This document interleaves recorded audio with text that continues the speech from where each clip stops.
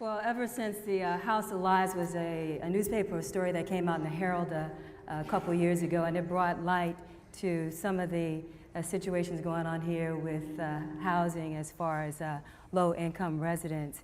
But also during the foreclosure crisis that's been going on, a lot of other problems have come into sight. Darrin, we're gonna start with you by just giving us a little overview on what's going on right here in South Florida. We talked about the highest foreclosure rates in the country. Who's at fault? The blame can go around in many ways, but ultimately there's a saying that says, let the buyer beware.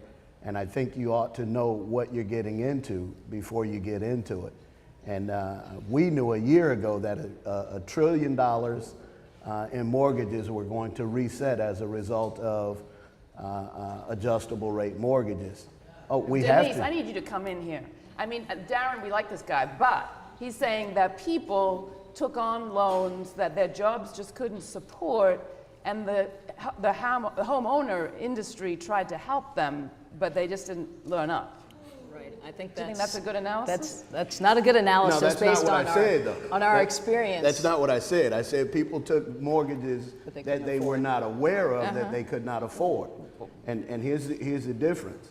You take an adjustable rate mortgage because it sounds good and you've got less than good credit, and you allow a mortgage broker, which did 68 to 70% of all mortgages in the country, not particularly by lenders, but by mortgage brokers that were unregulated by the federal government. All right, so there's a lot of people to blame here, but Denise, come in here. So I think ultimately it's about this relationship that politicians and corporations have that put us in a mix that allows our country to be controlled by corporations whose interest is about making money.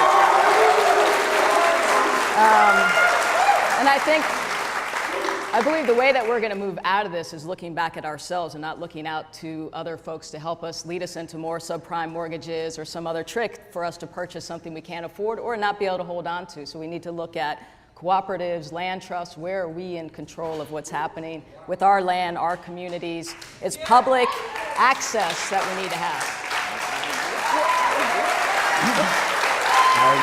And that's why I said the people need to sit with the people need to sit with the lenders to see what is the best solution. Max, you would sit with him, wouldn't you?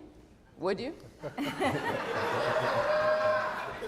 Well, I know there's been a lot of foreclosures, so we'd like to see if we can get a list of their foreclosed homes so we can take a look at them. Of the Countrywide foreclosed yes. homes? Countrywide.com. Well, I think the Countrywide and other mortgage people would like to say that the catchphrase here is buyer beware. I think the real catchphrase should be economy be fair.